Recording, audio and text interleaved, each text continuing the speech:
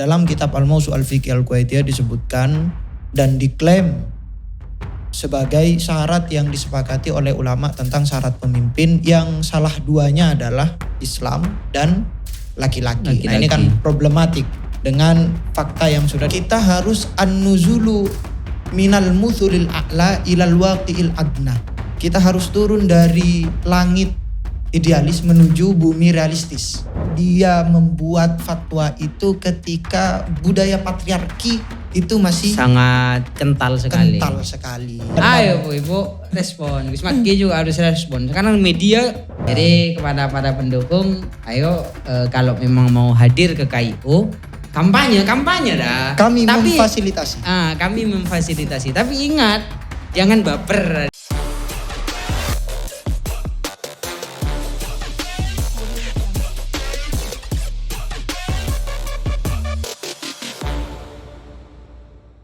Assalamualaikum warahmatullahi wabarakatuh. Waalaikumsalam warahmatullahi wabarakatuh. Alhamdulillah kawan-kawan, bertemu lagi.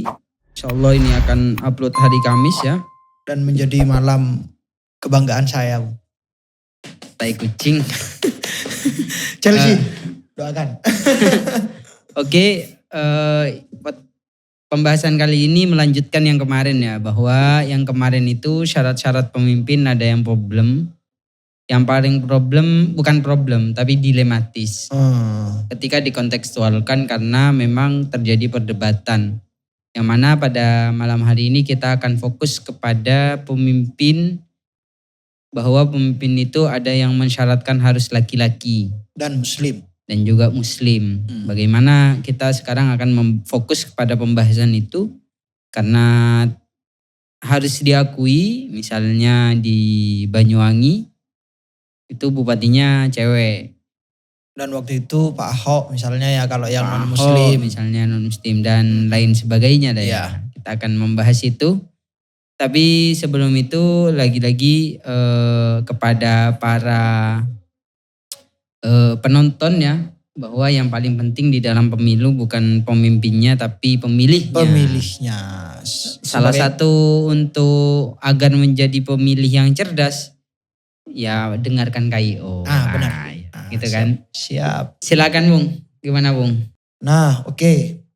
Ya ini sebenarnya kan lagi-lagi adalah video lanjutan dari video yang kemarin. Bagi teman-teman yang mau menonton video yang kemarin sebelum dari video ini, silahkan tonton dulu biar tahu ritme dari video ini.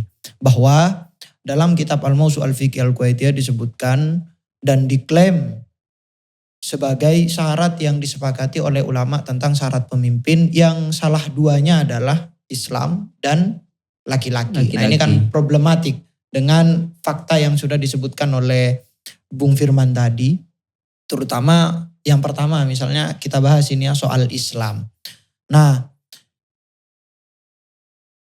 pertanyaannya begini, apakah ketika syarat Islam ini sudah disepakati oleh ulama, kemudian faktanya di Indonesia tidak seperti itu, ada yang tidak seperti itu kan kayak gitu. Maka apakah waktu itu ulamanya tidak mengikuti ijma ini?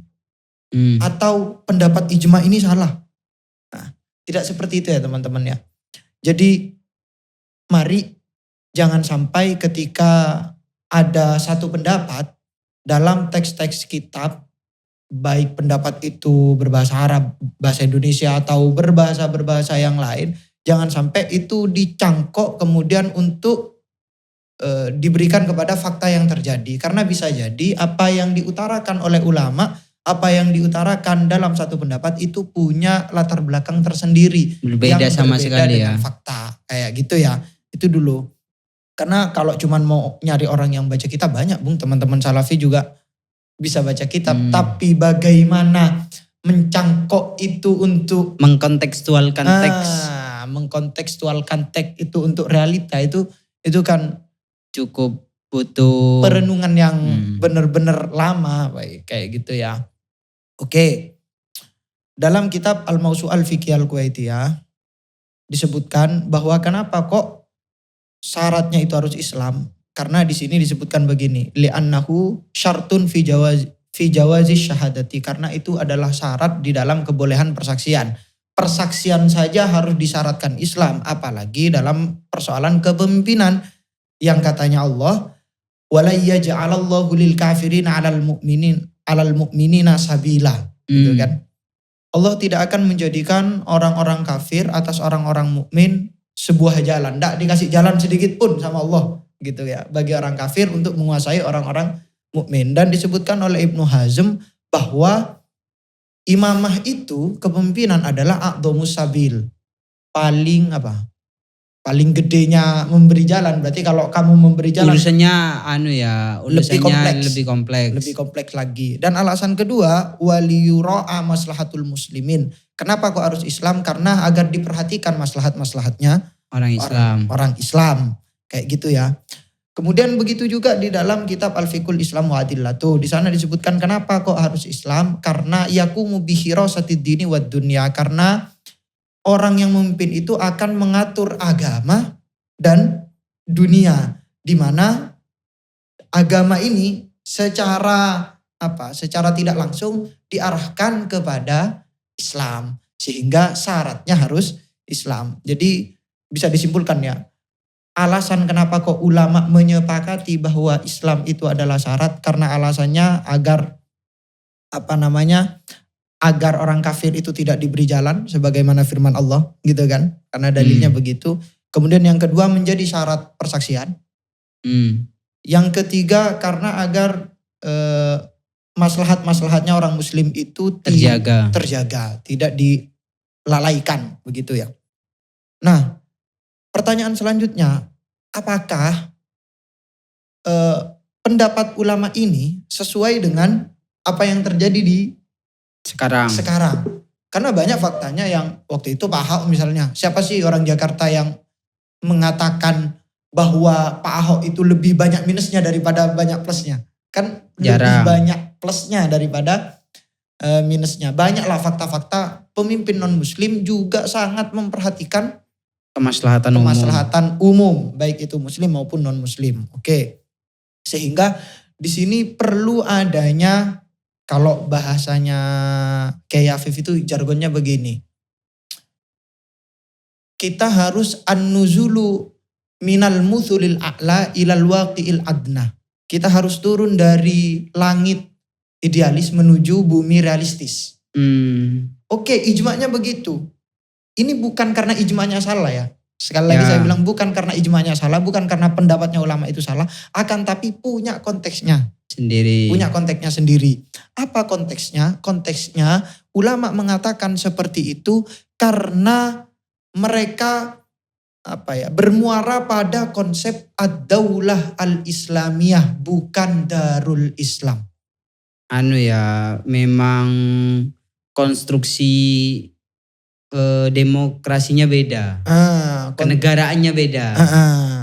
Jadi konstruksi pemikiran fikih politiknya itu berdasarkan Darul Daulah Islamiyah bukan Darul Islam. Nah, apa perbedaan antara Daulah Islamiyah dan Darul Islam? Di dalam kitab Al-Fiqhul Islam wa Adillatuh, di sana disebutkan perbedaan antara Darul Islam dan Ad-Daulah Al-Islamiyah adalah Darul Islam itu bermuara pada ala asasil unsuril madi, atas unsur material. Yang penting di sana itu daerah Islam. Itu namanya Darul Islam. Tapi kalau yang mayoritas lah ya. Kalau ad-daulah al-islamiyah, kalau ad-daulah Islamiyah itu bukan hanya soal teritorial, melainkan lebih dari teritorial. Harus punya kemandirian hukum, kemandirian kepemimpinan, kemudian bahkan kemandirian aset. Aset negara itu harus berbeda dengan aset masyarakat. Jadi itu ya perbedaan antara Darul Islam dan Ad-Daulah Islamiyah. Darul Islam ini hanya soal teritorial, tidak soal hukumnya, tidak soal kemandirian republiknya, tidak soal hukum yang dibuat di dalam negara itu, bukan. Kalau Ad-Daulah Islamiyah lebih dari soal teritorialnya, lebih dari soal kawasannya, melainkan harus hukumnya harus dibuat dari Islam, Kemudian pokoknya di dalam sendi-sendi kehidupannya itu mayoritas semuanya pakai Islam. Harus pakai Islam gitu. Itu namanya ad-daulah. Daulah Islamiyah. Bahkan dalam kitab Al-Musu' Al-Fiqhiyah Al-Kuwaitiyah dikatakan begini. Darul Islam itu kullu buk'atin. Yang penting buk'ah. Itu bukan soal Islamnya. Yang penting buk'ah. Yang takunu fiha ahkamul Islam dohiratan. Di mana hukum Islam itu secara dohir ada di sana. Bahkan, Indonesia lah ya. Bahkan Syafi'iyah mengatakan begini. Islam itu kullu ardin tadharu fiha akamul Islam. Setiap bumi, pokoknya setiap daerah yang ada yang jelas hukum-hukum Islamnya. Yang dimaksud hukum-hukum Islam itu, jelasnya hukum-hukum Islam itu hukum selain hukum ibadah. Beda dengan ad-daulah al-Islamiyah. Kalau ad-daulah al-Islamiyah itu bukan hanya hukum selain hukum-hukum ibadah, hukum-hukum ibadah juga menjadi peraturan. Bahkan mungkin orang yang sholat bisa, yang tidak sholat bisa dihukum oleh ad-daulah al-Islamiyah. Bisa dihukum oleh pemerintahnya gitu ya. Iya memang begitu. Jadi kembali lagi ya bahwa ingat Darul Islam itu soal kawasannya doang. Kalau daulah al-Islamiyah lebih dari kawasan. Bukan hanya dikuasai oleh orang muslim, melainkan hukumnya juga harus Islam. Kayak gitu ya. Dan sekarang gak ada kan? Ada banyak Bung. Negara Islam kayak itu ada. Negara Arab itu. Ya negara-negara Timur Tengah ada yang pakai kayak gitu itu ada. Yang tetap mereka daulah al-Islamiyah. Gitu. Iya, daulah al-Islamiyah. Berarti semua sendi kehidupannya itu tentang Islam. Tentang Islam. Tapi kayaknya lebih demokratis sekarang Bung. Iya, tapi buktinya itu sekarang kayak misalnya dulu wanita dilarang nyetir mobil. Sekarang sudah tidak apa-apa. Misalnya kayak gitu. Konser-konser musik sudah biasa di Mesir itu. Sudah kalau dikatakan ad-daulah Islamiyah itu semi lah. Ya makanya kan ada perubahan di sana. Ada perubahan tetap ya. ad-daulah al-Islamiyah cuman asas-asasnya, prinsip-prinsipnya tidak hilang. Tetap asas HAM ya. Nah, iya tetap itu diperhatikan kan. Makanya kembali lagi bahwa Darul Islam itu tadi setiap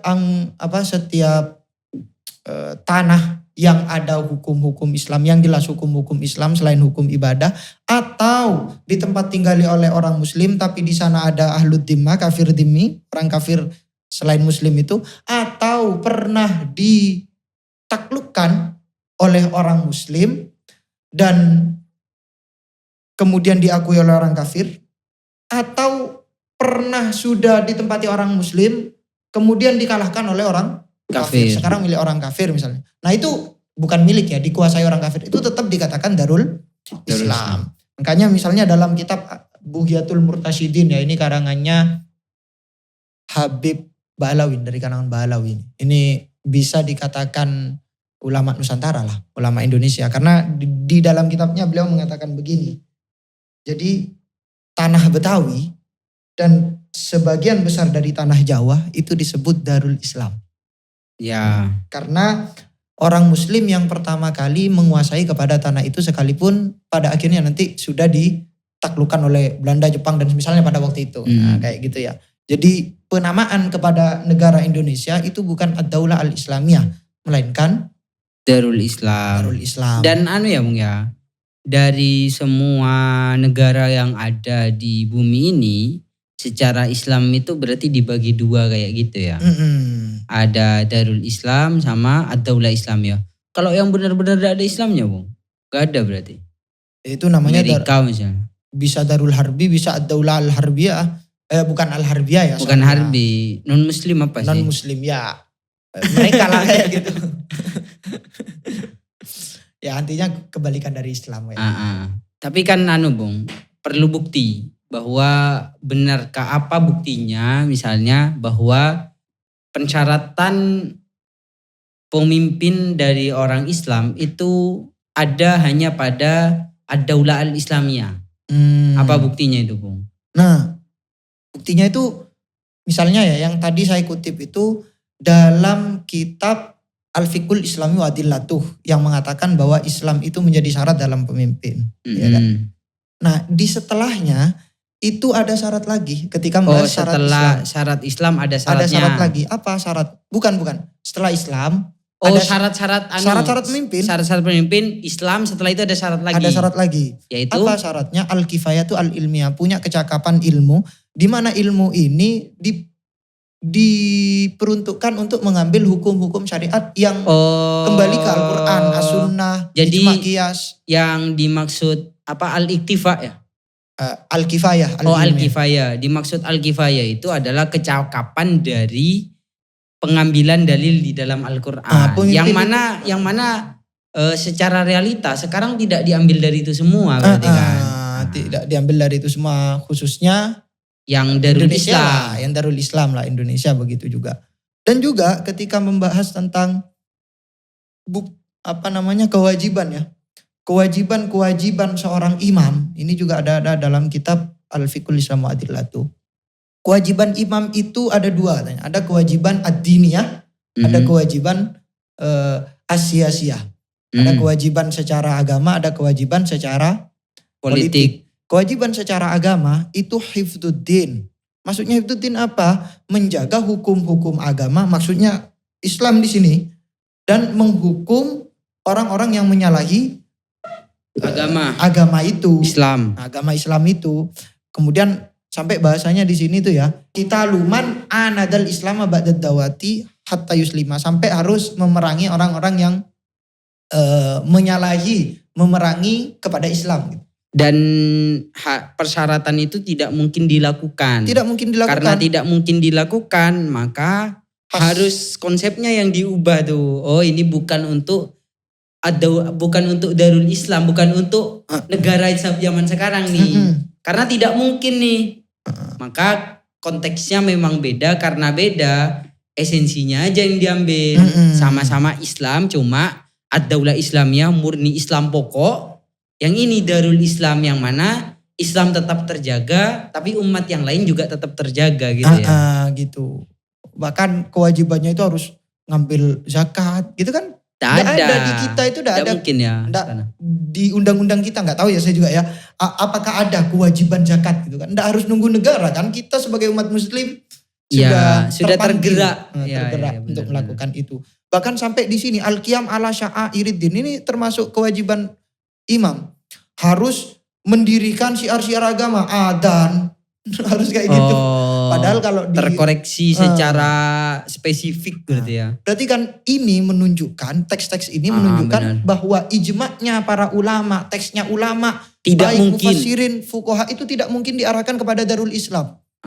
Pasti diarahkan kepada ad-daulah al-islamiyah, kepada negara Islam. Bukan, kalau Darul Islam itu bahasa simpelnya daerah Islam.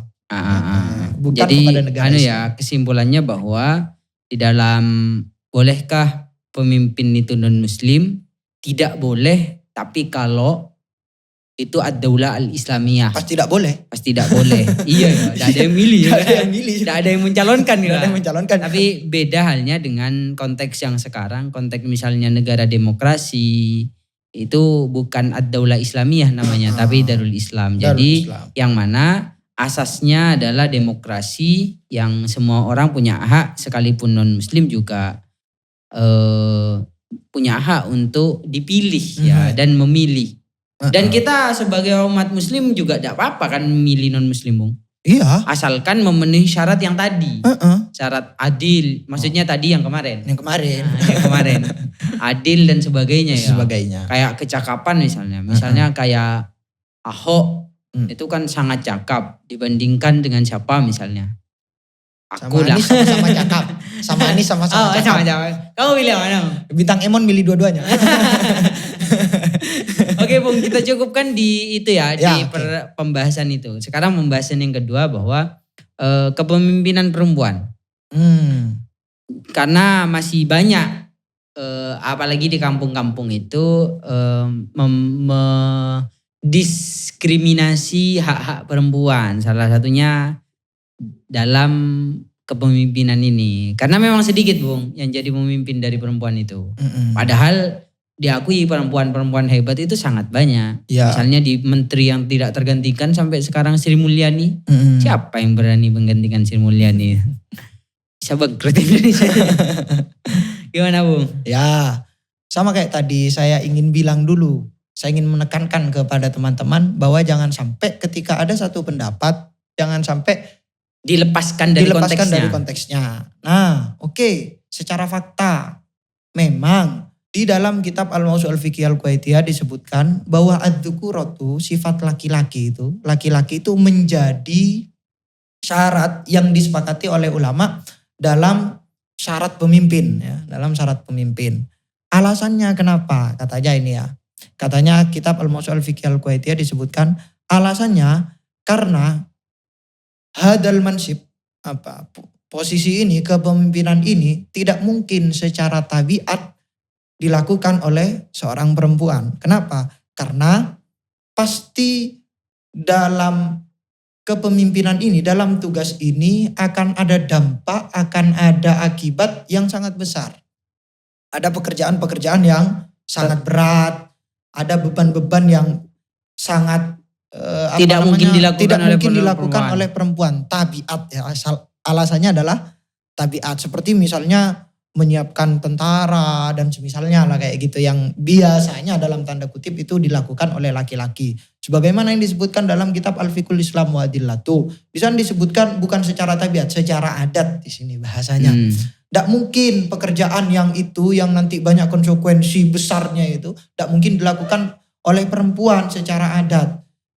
Dalilnya apa? Dalilnya semuanya ya, ulama yang tidak memperbolehkan perempuan menjadi pemimpin, dalilnya itu pasti hadis ini, yakni hadis Nabi, la yufliha qaumun walau amrohum imra'atan. Artinya tidak akan beruntung seorang kaum yang mengangkat perempuan sebagai menjadi pemimpin. Kayak gitu ya. Tapi pertanyaan selanjutnya, lagi-lagi apakah benar teks itu bisa berlaku secara menyeluruh? Teks itu berlaku kepada seluruh realitas sekarang.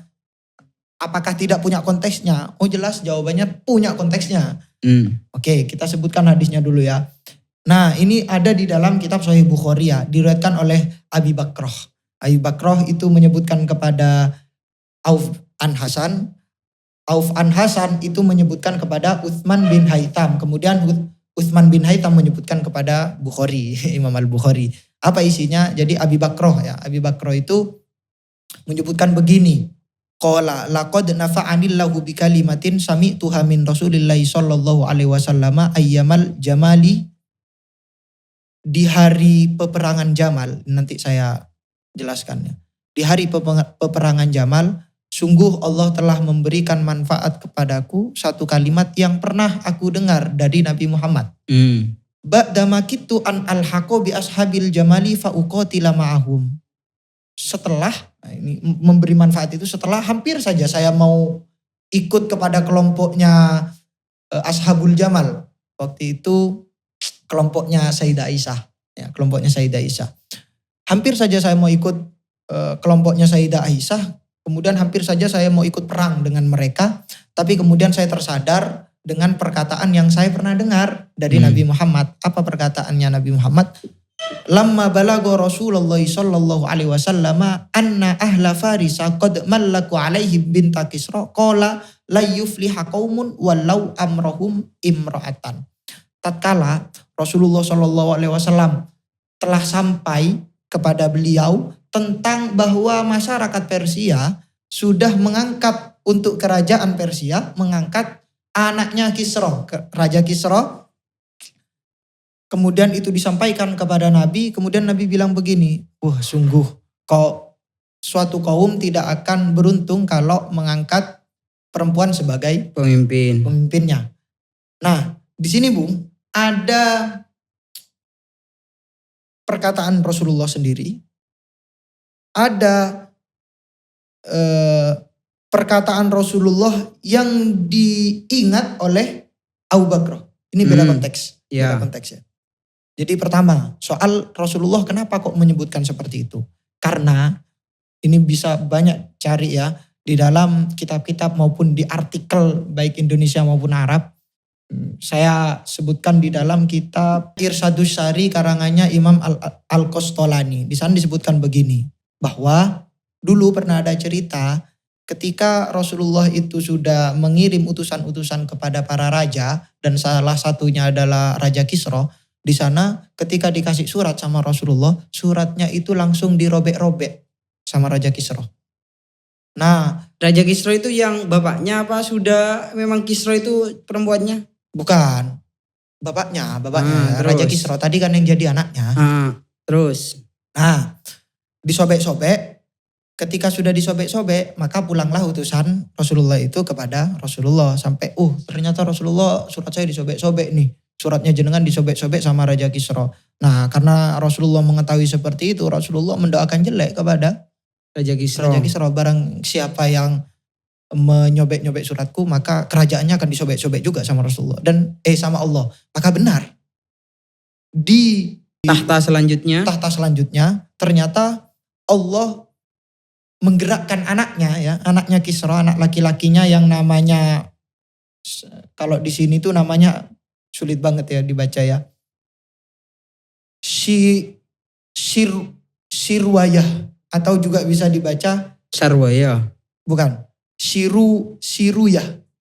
Dibaca Siruyah. Itu. Nah, ternyata digerakkan oleh Allah untuk membunuh bapaknya sendiri itu. Oh, anak laki-lakinya. Anak laki-lakinya. Terus? Tidak hanya dibunuh bapaknya. Bapaknya dibunuh, saudara-saudaranya sendiri yang laki-laki dibunuh. Alhasil tinggal saudara perempuan yang tidak dibunuh. Terus? Tapi ternyata, ini karena berkat doanya Rasulullah ya. Ternyata ketika bapaknya itu tahu mau dibunuh sama anaknya. Oh, belum dibunuh, mau dibunuh. Ketika mau dibunuh, ini ceritanya alur mundurnya. Maju mundur ini alurnya ya. Nah, ketika tahu bapaknya ini mau dibunuh sama anaknya itu, bapaknya ini dalam satu cerita naruh semacam botol di gudangnya dia. Di gudangnya dia, dan dia menulis sebuah tulisan begini. Barang siapa yang memperoleh ini atau mengkonsumsi ini, maka dia boleh jima dengan ini. Boleh bersenggama. Di tulisan botol itu. Tulisan botol itu. Nah, setelah mati kan bapaknya itu kan. Ternyata botolnya masih ada itu. Botolnya masih ada. Kemudian ditemukan sama anaknya yang jadi itu.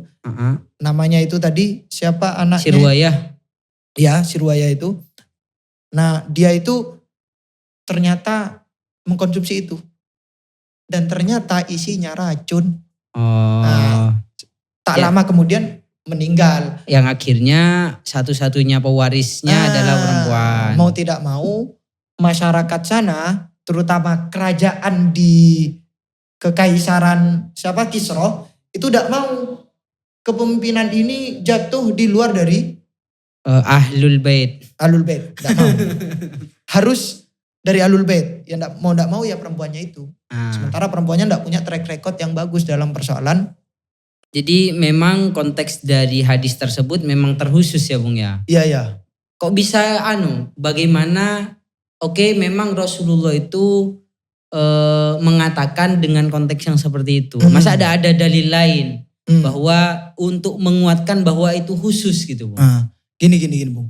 Jadi dalil itu memang harus dipahami khusus. Ya, buktinya. Berlaku kaidah ini. Al-i'tibaru bi khususis sabab la bi umumil lafzi. Bukan sebaliknya. Biasanya kan sebaliknya. Yang diperhitungkan itu adalah kekhususan sebabnya. Bukan keumuman lafadznya. Karena kalau misalnya itu tetap dipahami sebagai umum, maka akan terjadi ta'arud, akan terjadi kontradiksi dengan dalil yang lain. Misalnya dalam surat At-Taubah ayat 71 dikatakan wal mu'minuna wal mu'minatu ba'duhum awliya'u ba'din. Orang-orang mukminat ini juga awliya'u ba'din, menjadi pemimpin ya. Bisa menjadi aulia, di mana wali kan? Wali. Ini sebenarnya lafadz ini kan lafadz yang multi, plural lah, jamak lah. Gitu ya. Dan juga misalnya dalam hadis-hadis lain yang menyamaratakan antara laki-laki dan perempuan. Misalnya dalam Al-Quran lagi nih, waman amila sholihan min dzakarin aw untha, barang siapa yang melakukan kebaikan, baik itu laki-laki maupun perempuan, wa huwa mu'minun, dan sementara dia dalam keadaan mukmin, maka faulaika yadkhulul jannata, maka pasti masuk surga. Pasti masuk surga gitu ya. Innan nisaa syaqaiqur rijali.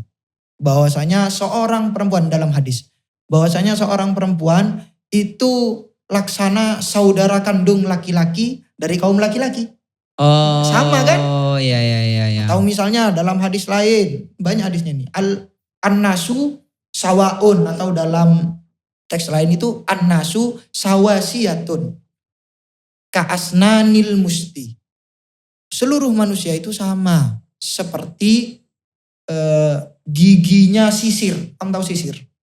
Sisir itu kan oh iya pasti. Gak kira ada yang panjang, gak kira ada yang pendek. Gitu.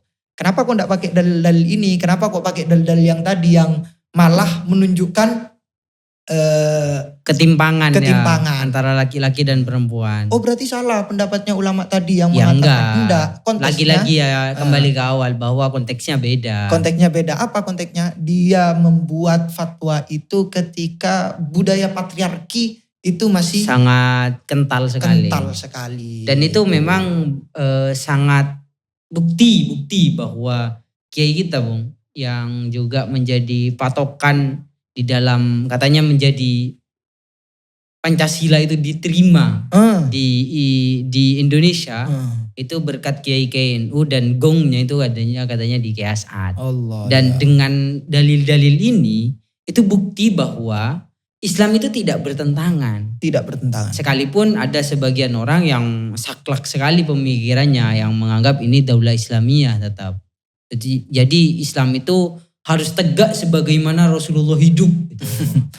Iya Bung, benar kayak gitu. Jadi prinsipnya itu tadi plot twistnya dari jargonnya Kiai Afif. An-nuzulu minal muthulil a'la ilal waqi'il adna.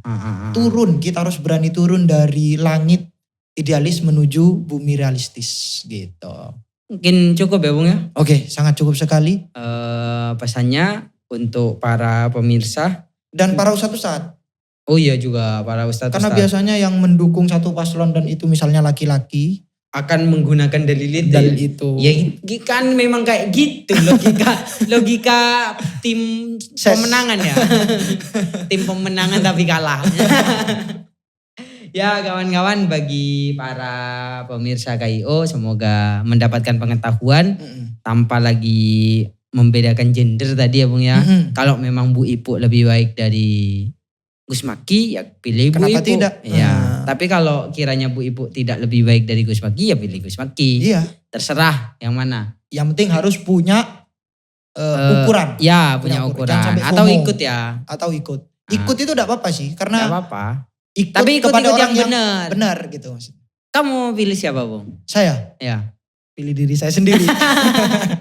Saya enggak kira golput. Pasti ada pilihan. Saya akan milih tergantung nanti ya. Saya masih mencari-cari data dan juga Bu Ipuk masih belum merespon ya. Dari keluhan. Ayo Bu Ipuk respon. Gus Maki juga harus respon. Karena media, aku heran media kan sangat besar ya. Atau mungkin bisa Bung, di dalam 20 hari ini kita undang 2 gitu. Oh, kalau mau bisa. Kalau mau ya. Iya. Kalau memang di sini, kalau Bu Ipuk sama Gus Maki mungkin tidak ya. Tidak mungkin melihat ini. Bukan tidak mungkin, kemungkinan kecil lah. Tapi para pendukungnya banyak nih Bu. Bisa jadi. Ya. Jadi kepada para pendukung, ayo kalau memang mau hadir ke KIO, kampanye dah. Kami memfasilitasi. Kami memfasilitasi. Tapi ingat, jangan baper. Jangan baper, soalnya yang didukung, yang akan dihadirkan tidak hanya dari satu kubu. Ya, dan juga saya tidak mau mendukung siapapun. Saya mau nanya bagaimana masa depan Banyuwangi gitu. Anda sebagai profesional juru bicara dari tim masing-masing harus bertanggung jawab atas pertanyaan-pertanyaan yang misalnya akan kami ajukan kepada Anda. Dan harus Gus Ipuk sama Gus Maki Bung. Karena kalau misalnya tim suksesnya mau hadir di sini, ya tidak menjual. Oh, tidak menjual. Tidak menguntungkan ke kita. Harus dia ya? Iya. Pertama, sisi untungnya kalau misalnya Gus Maki ke sini, bisa kampanye di sini. Kita bisa ngangkat ikut Gus Maki gitu. Kalau orang lain yang datang ngapain? Jangan. Gus Maki sama Bu Epo kita hadirkan ke sini ya. Iya. Paling Kalau tidak bisa 2.000 orang yang mendengarkan kita. Iya, paling tidak 2.000 orang. Oh itu kalau mau bayar berapa itu? Dari sangat menjanjikan itu. Gitu ya. Ya. Kurang lebihnya mohon maaf. Akhirul kalam. Assalamualaikum warahmatullahi wabarakatuh. Waalaikumsalam warahmatullahi wabarakatuh.